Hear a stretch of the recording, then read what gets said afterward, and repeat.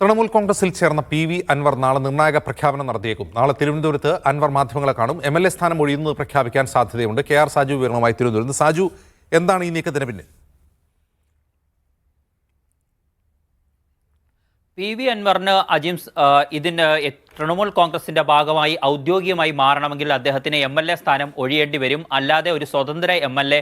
ഒരു പാർട്ടിയിൽ ചേർന്നാലും അദ്ദേഹത്തിന്റെ അംഗത്വം റദ്ദാക്കപ്പെടാനുള്ള നിയമമുണ്ട്.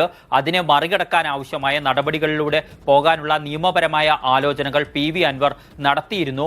തൃണമൂൽ നേതൃത്വവുമായി നടത്തിയ കൂടിക്കാഴ്ചകൾക്ക് ഒടുവിലാണ് നാളെ തിരുവനന്തപുരത്ത് നിർണായകമായ പ്രഖ്യാപനം ഉണ്ടാകുമെന്ന് അൻവർ അറിയിച്ചിരിക്കുന്നത്. പക്ഷേ അൻവറിന്റെ സോഷ്യൽ മീഡിയ അറിയിപ്പിൽ രാജി സംബന്ധിച്ച കാര്യങ്ങൾ ഒന്നും തന്നെ പറയുന്നില്ല. പക്ഷേ അദ്ദേഹം എം.എൽ.എ. സ്ഥാനം ഒഴിയാനാണ് നാളെ വാർത്താ സമ്മേളനം വിളിച്ചിരിക്കുന്നതെന്ന അഭ്യൂഹം രാഷ്ട്രീയ കേന്ദ്രങ്ങളിൽ ശക്തമാണ്. അതിനുശേഷം പിന്നീട് മാസങ്ങൾക്ക് ശേഷം ഒഴിവ് വരുന്ന രാജ്യസഭാ സീറ്റിൽ തൃണമൂൽ അൻവറിനെ പരിഗണിച്ചേക്കും എന്ന തരത്തിലുള്ള അഭ്യൂഹങ്ങളും പ്രചരിക്കുന്നുണ്ട്. പക്ഷേ ഇക്കാര്യത്തിലും വ്യക്തത ഇപ്പോഴും ഇല്ല എന്നുള്ളതാണ് വസ്തുത. അൻവറിന്റെ നാളത്തെ പ്രഖ്യാപനം അതുകൊണ്ട് തന്നെ നിർണായകമാകുകയാണ്. നേരത്തെ കൊൽക്കത്തയിലെത്തി തൃണമൂൽ നേതാക്കളുമായി പി.വി. അൻവർ കൂടിക്കാഴ്ച നടത്തുകയും പി.വി. അൻവറിനെ തൃണമൂലിന്റെ സംസ്ഥാനത്തിന്റെ കോർഡിനേറ്ററായി നിയമിക്കുകയും ചെയ്തിരുന്നു തൃണമൂൽ കോൺഗ്രസ്.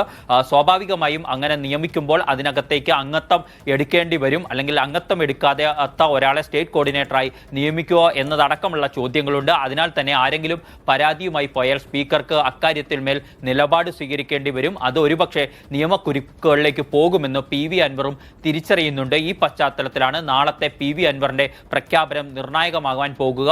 മിക്കവാറും അദ്ദേഹം എം.എൽ.എ. സ്ഥാനം ഒഴിഞ്ഞേക്കും എന്നാണ് നിലവിലുള്ള അഭ്യൂഹങ്ങൾ. അജിംസ്, സാജു, ഈ നിയമസഭാംഗത്വം ഒഴിഞ്ഞതിന് ശേഷം ഇനി അൻവർ എങ്ങോട്ട് പോകും? എന്ത് ചെയ്യും?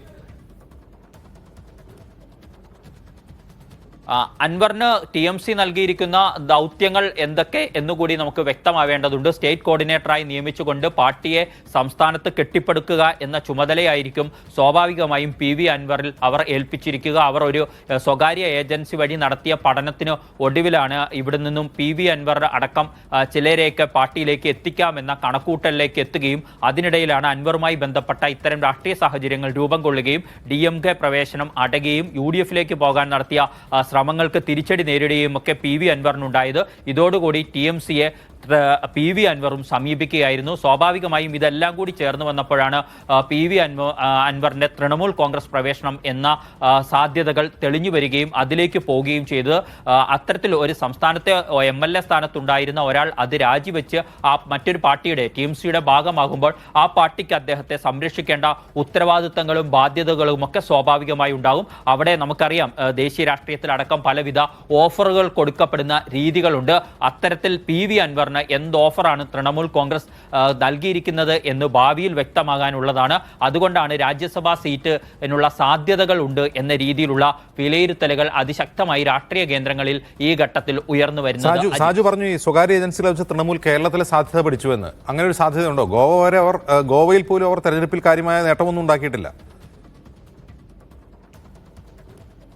അല്ല, അവർക്ക് കേരളത്തിൽ പാർട്ടി ഉണ്ടാക്കുക എന്നുള്ളതാണ്. അതിനപ്പുറത്തേക്കുള്ള സാധ്യതകൾ ആ സ്വകാര്യ ഏജൻസിയുടെ റിപ്പോർട്ടിൽ ഉണ്ടാവില്ല. അങ്ങനെ ഉണ്ടാക്കുമ്പോൾ ആരെയൊക്കെ ലഭിക്കും എന്നത് സംബന്ധിച്ച അന്വേഷണമായിരുന്നു. അപ്പോഴാണ് LDFുമായി ഇടഞ്ഞു നിൽക്കുന്ന പി.വി. അൻവർ സ്വാഭാവികമായും എംബാക്ക് എന്ന ഏജൻസിയുടെ ശ്രദ്ധയിൽപ്പെടുകയും അവർ അത്തരത്തിലൊരു റിപ്പോർട്ട് നൽകുകയും ചെയ്തു. പക്ഷേ പിന്നീടുണ്ടായ രാഷ്ട്രീയ സാഹചര്യങ്ങൾ നമ്മൾ പരിശോധിച്ചാൽ ഒരു തണൽ വേണ്ടിയിരുന്ന യഥാർത്ഥത്തിൽ പി.വി. അൻവറിനായിരുന്നു. അദ്ദേഹം LDFന്റെ പാർലമെന്ററി പാർട്ടിയിൽ നിന്നും പുറത്താക്കപ്പെടുന്നു.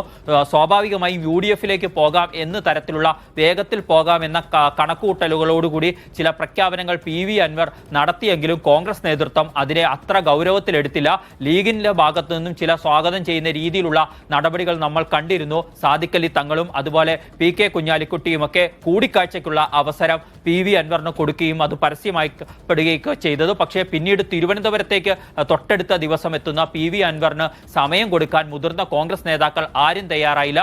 പ്രതിപക്ഷ നേതാവാകട്ടെ, മുൻ പ്രതിപക്ഷ നേതാവ് രമേശ് ചെന്നിത്തലയാകട്ടെ, UDF കൺവീനർ MM ഹസനാകട്ടെ, ഇവരാരും തന്നെ PV അൻവറിന് കൂടിക്കാഴ്ചയ്ക്ക് പോലുമുള്ള സമയം കൊടുത്തില്ല.